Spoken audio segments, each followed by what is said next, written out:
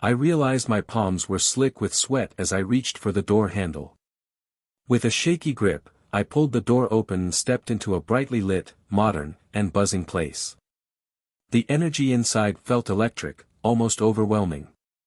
As I took another step, the harsh screech of a chair dragging across the tiled floor pierced through the air, grating like nails on a chalkboard but magnified tenfold. Instinctively, I turned toward the sound, and that's when everything changed. Before I could fully process what was happening, a blinding flash caught my eye, and an unbearable, searing weight slammed into my chest. The force pushed me back, but somehow, I stayed on my feet, though my mind struggled to catch up.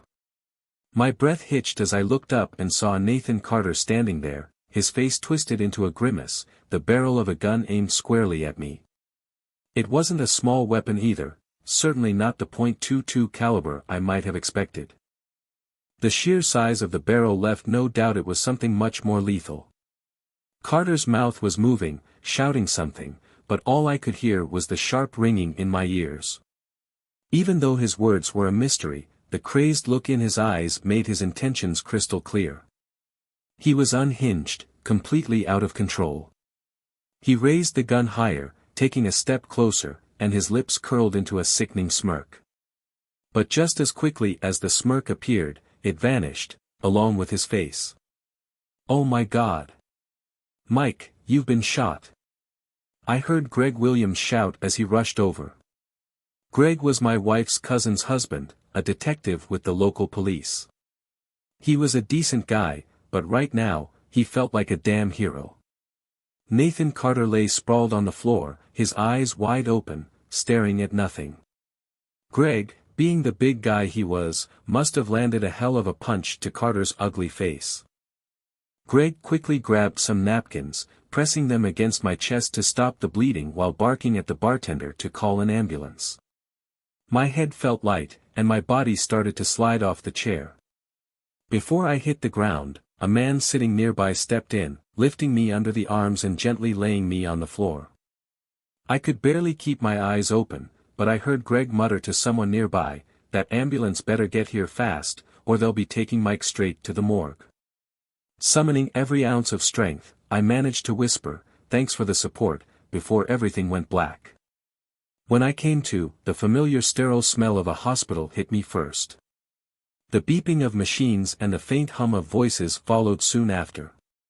My chest felt like it had been crushed by a sledgehammer, and I was so groggy that opening my eyes seemed impossible. Instead, I focused on the conversation happening nearby. "Mom, who the hell is Nathan Carter?" My daughter Rachel's voice rang out, sharp and demanding. "I know he works with you, but why did he shoot Dad? Did you or Dad have problems with him?" Rebecca, my wife, sounded shaken as she answered.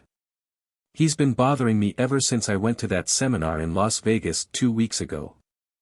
I had no idea he was this unstable."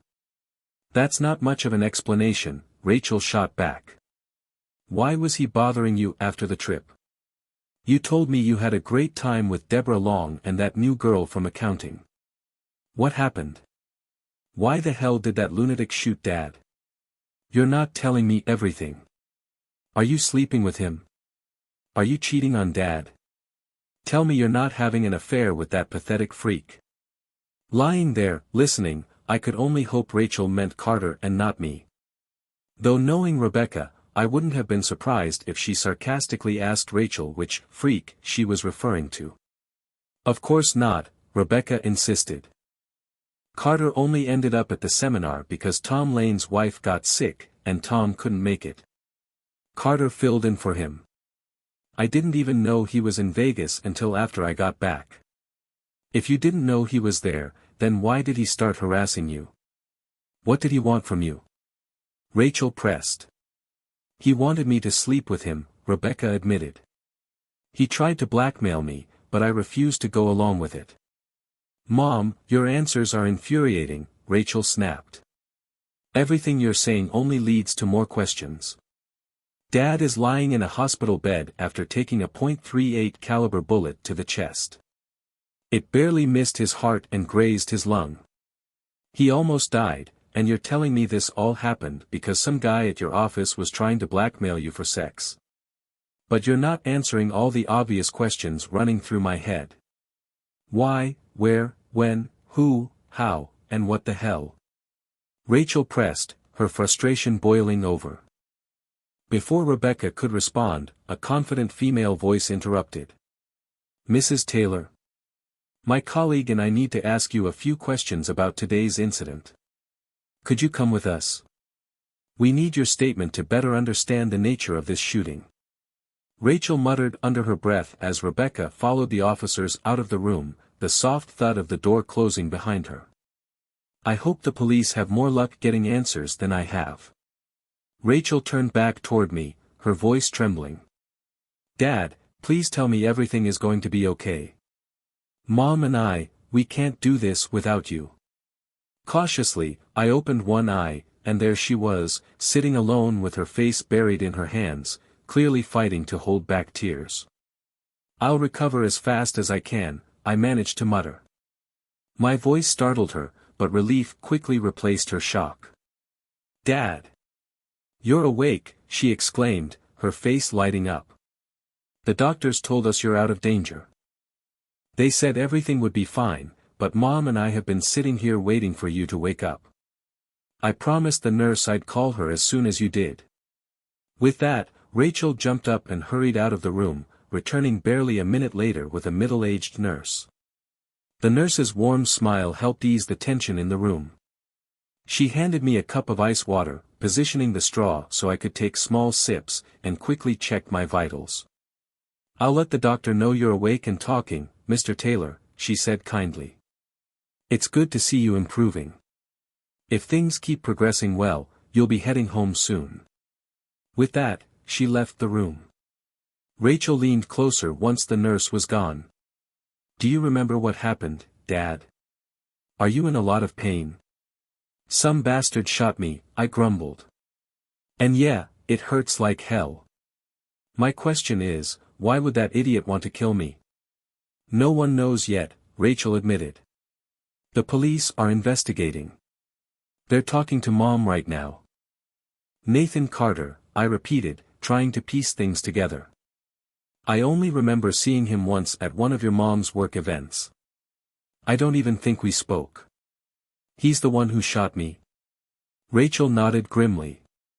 Yeah, he shot you in the chest with a .38 caliber pistol. The bullet just missed your heart but grazed your lung. He was about to shoot again, but Greg Williams happened to be at the bar and took him down before he could pull the trigger. You're lucky Greg was there.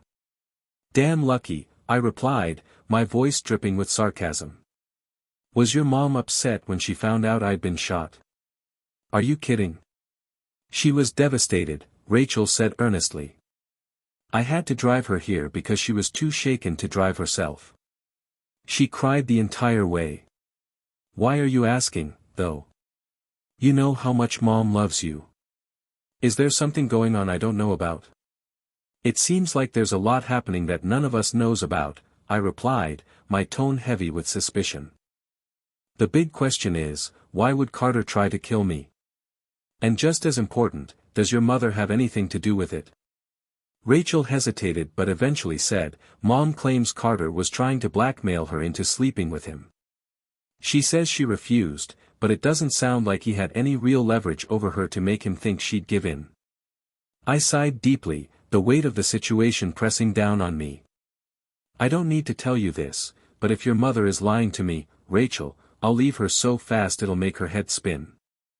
I've been faithful to her our entire marriage, and I won't tolerate any betrayal on her part. You've never hidden how strongly you feel about loyalty, Dad, Rachel said, her voice softer. Mom knows that better than anyone, and I don't think she'd ever betray you. Honestly, I think she's telling the truth. You know how beautiful Mom still is, there's no way she'd be with someone like Nathan Carter. I raised an eyebrow, unimpressed by her attempt to reassure me. Rachel, if you're trying to cheer me up, you're not doing a great job. Your mom might still turn heads, but that doesn't give her a free pass to cheat. That's not how marriage works. Realizing her mistake, Rachel quickly backtracked. I didn't mean she'd cheat on you, Dad. I just meant, if she ever did, which she wouldn't, it'd never be with someone like Carter. That's all I meant. Stop digging yourself deeper, Rachel, I said, cutting her off. Before Rachel could respond, Rebecca appeared in the doorway. You're awake, she exclaimed, her face a mix of relief and exhaustion. I was so worried about you. Then why would you even be worried about me? I asked, my tone dripping with sarcasm. It's not like one of your work colleagues just shot me with a .38 caliber pistol or anything. Nothing to lose sleep over, right? Depending on why he wanted me dead, of course. Rebecca froze mid-step, my words hitting her like a freight train. Tears welled up in her eyes, and within seconds, she was sobbing. He shot you because I told him you'd kick his ass if he didn't stop harassing me, she admitted between gulps of air. He has videos.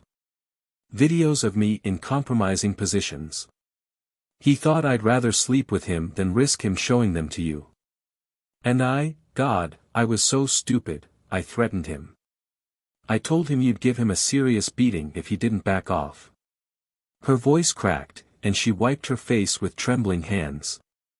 Mike, I didn't realize how unstable he was. He said that if you so much as looked at him the wrong way, he'd shoot you. He even bragged about having a permit to carry. I had no idea it would come to this. I narrowed my eyes, my voice sharp and cutting. He told you he was carrying a .38 caliber. That's no joke, especially at close range. That kind of firepower can kill a man instantly. At first, he said he had a Ruger 22, Rebecca confessed. I laughed at him, Mike. I told him you'd shove that little gun up his ass if he tried to come at you with it. She shook her head, her voice dripping with regret.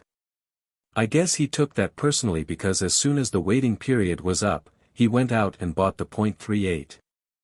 I took a deep breath, trying to keep my rising anger in check. So let me get this straight. This lunatic threatens to shoot me with his .22 if I get anywhere near him, and your brilliant response is to mock his choice of weapon and tell him to upgrade? Then he takes your advice, goes and buys a deadlier gun, and here we are. Why the hell didn't you tell me? Why would you provoke him like that? Rebecca winced, her voice trembling. The police asked me the same thing. I wasn't trying to provoke him, Mike, I was trying to scare him off. I thought if I talked about how big and strong you are, he'd back down. I never thought he'd take it as a challenge and go buy a bigger gun. You know I would never intentionally do something to put you in danger. And yet, Rachel interjected coldly, that's exactly what you did, Mom. And you still haven't told us what these so-called compromising videos are or how Carter even got them. What did you do? Rebecca hesitated, her face turning pale. The new girl who went with us to the seminar, she was younger, more free-spirited than Deborah or me. It was sweltering in Vegas, and she had friends who were members of a private club. She kept begging us to go with her. One of the perks was an Olympic-sized pool, so eventually, Deborah and I agreed. Rachel's eyes narrowed, and she raised a hand. I don't want to hear anything else, Mom. I think I already know where this is going. Rebecca's face turned crimson, but she pressed on. It was a private club, and most of the members went naked, or at least topless. At first, we were so nervous, but after about 30 minutes, it didn't feel strange anymore. It was just natural. What I didn't know was that Nathan Carter had a friend in the club.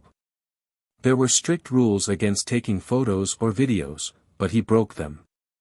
He secretly recorded Deborah and me while we were topless. When we got back from Vegas, Carter emailed me copies of the videos.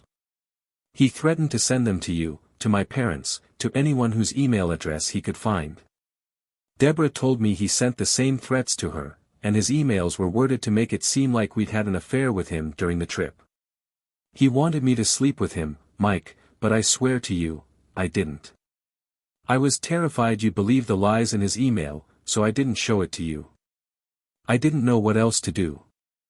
I felt a chill run down my spine as the weight of her confession sank in. My chest ached, not just from the gunshot wound but from the bitter realization of how naive I had been. Sweat trickled down my face as my head began to spin. Before I could respond, a tall stranger walked into the room, his presence commanding. "I'm sorry, but I have to ask both of you to leave," he announced firmly. "I allowed you to sit with your husband and father under the assumption that he would wake up to a friendly, supportive atmosphere. This is anything but that. I didn't anticipate him being under so much stress," the doctor remarked. "But if his recovery continues at this pace, you should be able to take him home in a day or two. It's fortunate the bullet followed the trajectory it did." "Of course, Dr. Morgan," Rachel replied, standing up and gently guiding Rebecca toward the door. The doctor leaned over and began examining my wound, but I must have drifted off because the next thing I knew, the room was different. When I woke up again, a police officer and a man in plain clothes were standing near my bed. The officer gave me a small nod when he noticed my eyes open. "Mr. Bell, I'm Officer Brooks, and this is Detective Parker," he said, gesturing to the man beside him. "We'd like to ask you a few questions about the events leading up to your surgery. Are you feeling up to talking? We'll try to keep it brief." "Sure," I replied, though my voice was rough. "I don't know much, but I'll answer whatever I can. Why don't you start by telling us what happened, in your own words?" Detective Parker suggested. I took a deep breath and recounted everything I could remember, starting with the moment I walked into the bar and ending with waking up in the hospital. "Did you have any previous interaction with Nathan Carter before the shooting?" the detective asked. I shook my head. "No, I don't think so." "Have you read the emails he sent to your wife?" he continued. "She mentioned you're not particularly tech-savvy and that you don't know her passwords." His question felt like a slow pitch, easy to hit. "Rebecca's right, I'm not great with computers, and she's never shared her passwords with me." "Did he send her something suggesting he was planning to shoot me?" Detective Parker shook his head. "I can't discuss what we've uncovered so far. We're just trying to piece everything together." He asked a few more questions about any interactions I might have had with Carter, and I told him the truth. I'd only seen him once at one of Rebecca's company events, and we hadn't spoken. As far as I could recall, Rebecca had never even mentioned his name before. They seemed satisfied with my answers and left soon after, leaving me alone with my swirling thoughts. I couldn't shake the nagging feeling that I had royally screwed up. It was painfully obvious now. Rebecca swore she hadn't slept with Carter, and I believed her. Over the years, I'd learned her little tells, subtle signs that gave away when she was bending the truth, and she didn't show any of them while explaining things to Rachel and me. But what gnawed at me was that I should have done more before going to Carter's usual dive bar. I should have taken the time to read those emails myself instead of walking in there, expecting a guy like him to stick to a measly .22 caliber pistol. Sure, that kind of gun can kill someone, but only if the shooter is precise. Carter didn't strike me as the kind of guy who'd be surgical with his aim, so I figured I'd have the upper hand. Clearly, I was wrong. Rebecca was my everything. After 20 years of marriage, my love for her had only deepened. But when she came back from that Vegas trip, something was off. It wasn't one specific thing, more like a series of small changes that didn't sit right with me. That's when I decided to do something I'd kept hidden for years. I logged into her email account. Rebecca thought I was clueless when it came to computers, but the truth was, I knew more than she gave me credit for. I used a laptop at work all the time, and I'd memorized her password years ago when I'd seen her typing it. It was the date of our anniversary. She never imagined I'd have access. Worried about her strange behavior, I finally logged into her account. What I found left me stunned. There were emails from Nathan Carter, each one worse than the last. He'd sent her copies of videos showing her topless by a pool, surrounded by a handful of other people. To say I was surprised would be putting it mildly.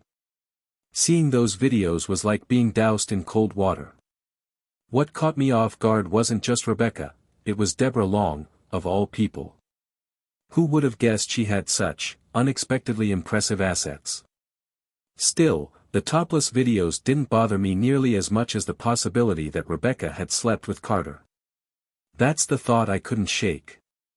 From the way Nathan Carter worded his emails, it sounded like Rebecca had slept with him multiple times.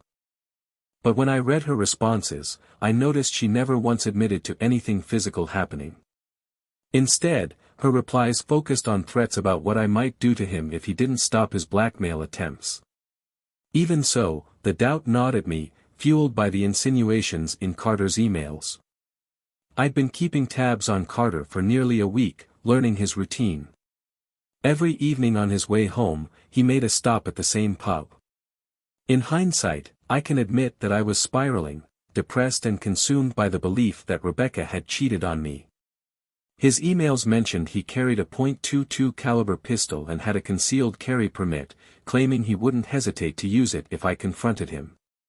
There was nothing in the emails about him upgrading to a bigger gun, so I didn't expect anything more lethal. The plan I devised for revenge was dangerously simplistic, and looking back, recklessly naive.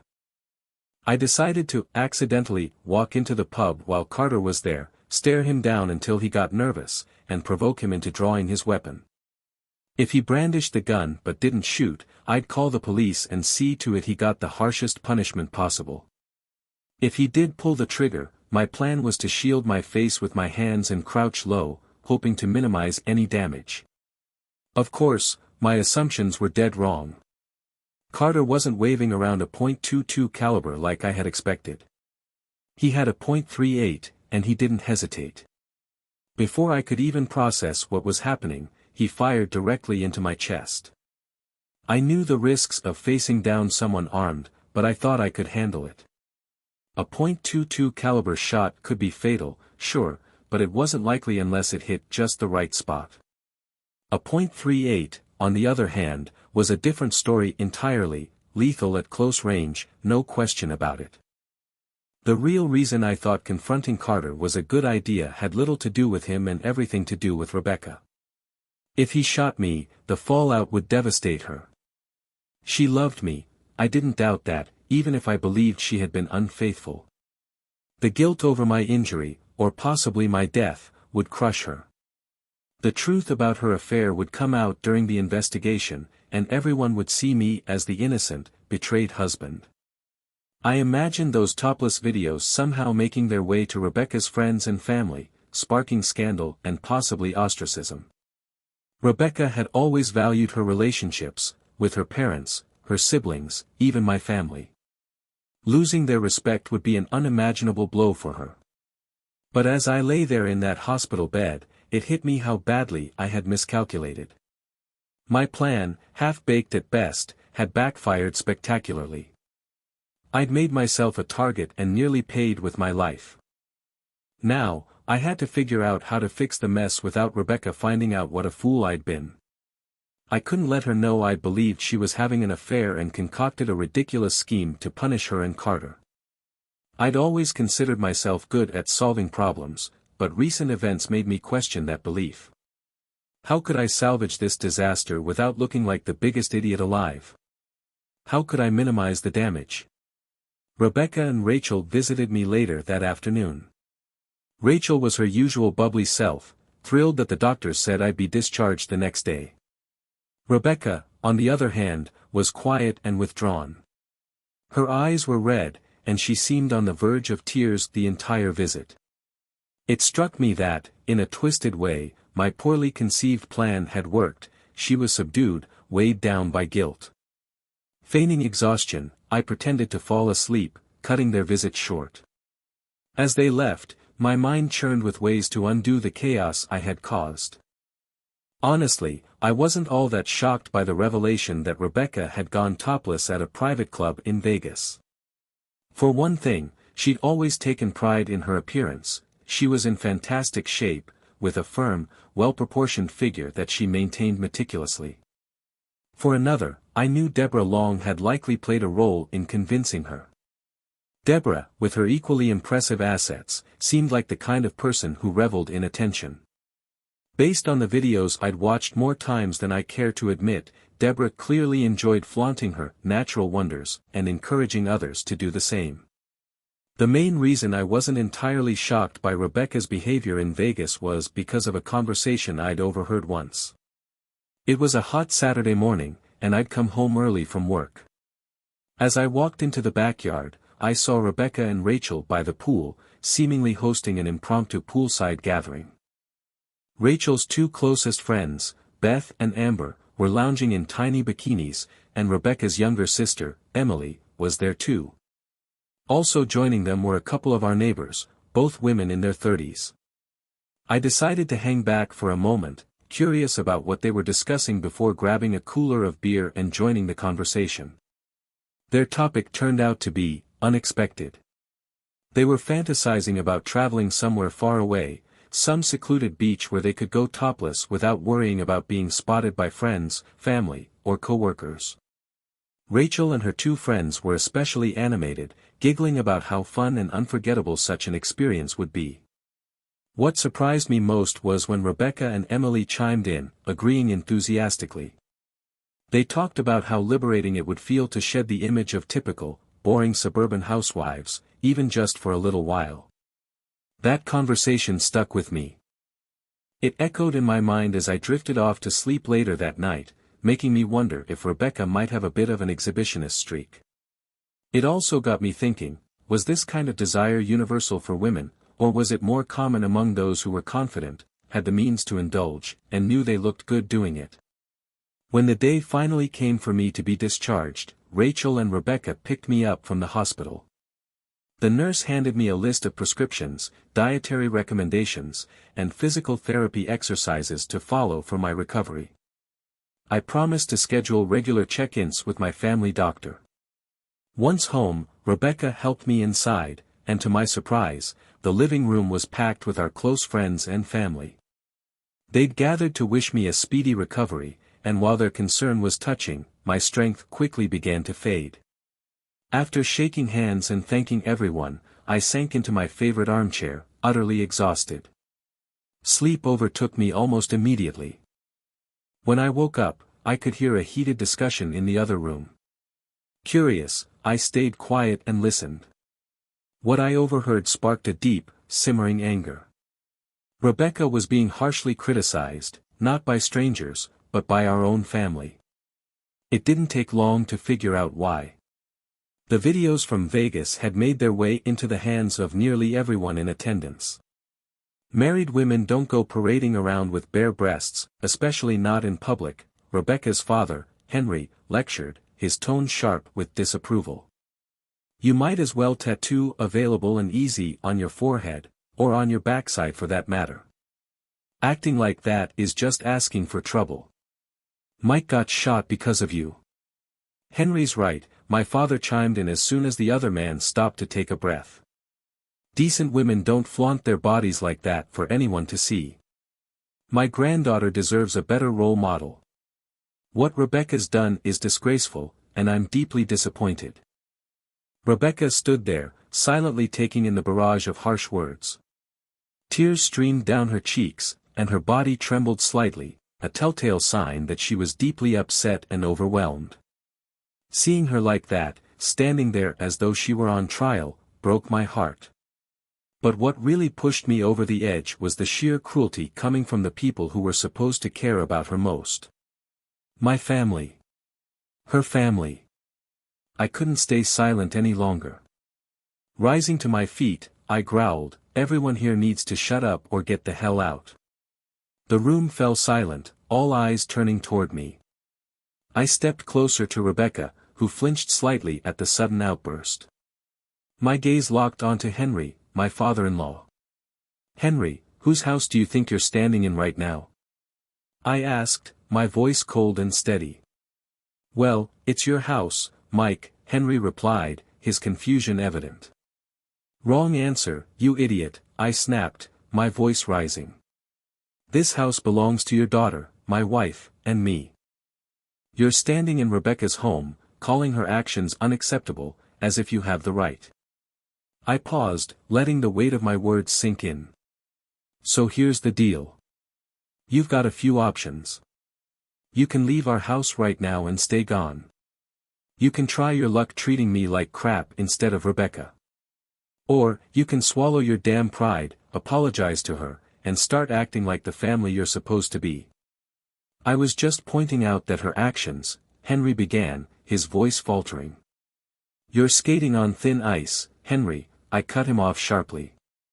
Preaching isn't an option here. Either apologize to your daughter or get the hell out of our house. Your call.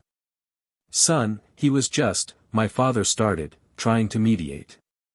You're next, Dad, I warned, turning to him. No one in this house gets to speak ill of my wife. Not now, not ever. So, Henry, what's it going to be? Henry hesitated, but finally sighed. I was wrong, Rebecca, he admitted. Your husband loves you, and he's right. This is your house, and I should respect you and defer to you. If I can't do that, I don't belong here. I apologize. Rebecca rushed to her father, wrapping her arms around him in a tight hug. Margaret, her mother, turned to me, her eyes glistening with emotion, and embraced me just as tightly. That's how a man defends his wife, Margaret said with pride, her voice trembling slightly. The moment would have been perfect if not for the involuntary groan that escaped me when Margaret pressed against my chest wound. Everyone's attention immediately shifted to me. Grandma, I think your boobs were putting too much pressure on Dad's chest, Rachel quipped with a smirk. Margaret stepped back, muttering, those girls have turned more than one man into jelly. Her comment drew chuckles, but the tension in the room hadn't completely lifted. Rebecca's father cleared his throat, breaking the silence. Rebecca, I owe you another apology, he said, his tone softer now. Before Mike kicks me out, let me say I went too far. You've made my son happy, given us a wonderful granddaughter, and I shouldn't have attacked you like that. My father nodded in agreement. It seems we all got the wrong impression. The truth is, no one would have ever known about Vegas if it weren't for that scumbag, Nathan Carter, he said. As both fathers reflected on their harshness, something clicked for me. I loved Rebecca deeply, and over the last few weeks, I'd come to understand her better than ever. Maybe it was time to flip the narrative, to turn this situation into something positive. Taking a deep breath, I said, let's address the elephant in the room. Rebecca has a beautiful figure. Anyone who's seen those videos can't deny it. I think most attractive women like Rebecca, have a natural inclination toward a little exhibitionism, and that's okay. It's clear she does, and honestly, I love that about her. The room fell silent as everyone processed what I was saying. I pressed on. When Rebecca told me she was going to Vegas, I actually encouraged her to visit a place where she could feel free, where no one would judge her.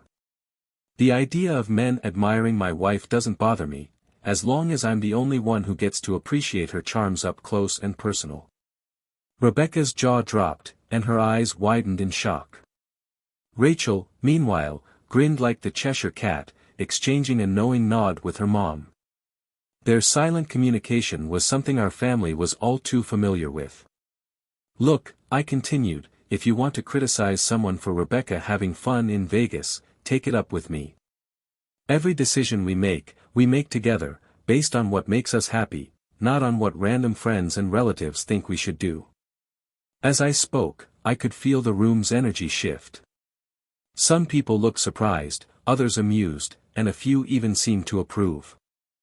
And since the cat's out of the bag, I added with a small smile, Rebecca and I are going on a 2-week vacation in August. We'll be visiting the island of Kokomo, known for its beaches, many of which are clothing optional. When we get back, we won't have any tan lines. I paused, scanning the room. If anyone has a problem with our life choices, now's the time to speak up. Go ahead, tell us why we're sick puppies or need professional help. Rachel chimed in, her grin widening. I think it's a great idea, Dad. Mom will love having her, assets free, with a bunch of horny guys ogling her. And you'll be there to keep her safe. Thanks, Rachel, I replied, chuckling. It means a lot to know our daughter supports our, bacchanalia. Rachel laughed. I can't wait. You promised I could come on the next family vacation, remember? You even told Beth and Amber they could come too, as long as they paid for their own airfare. We're going to have a blast. I opened my mouth to voice my concerns about Rachel going topless on a beach, but I caught myself. The last thing I wanted was to sound like Henry. I realized I'd be the biggest hypocrite in the world if I suggested anything other than support for Rachel. Of course, sweetheart, I said, deciding to save any reservations for a private conversation later. Still, my mind wrestled with conflicting thoughts. On one hand, the idea of Beth and Amber going topless on the beach was, admittedly, a vision I wouldn't mind experiencing. On the other hand, the thought of Rachel walking around with her breasts exposed left me feeling uneasy. I briefly considered telling Rachel that this trip was meant to be a romantic getaway for Rebecca and me, a chance to reconnect and enjoy some time alone. But before I could speak, what I heard next made me pause and rethink everything. Hey, sis, said Rebecca's younger sister Emily, her voice casual but with a hint of excitement. Would you be okay if I joined you? Emily's question hung in the air, and I couldn't help but glance at her. Divorced and undeniably stunning, Emily had always been confident in her appearance. Her well-toned figure and effortless charm made it clear she wouldn't feel the least bit out of place on a clothing-optional beach.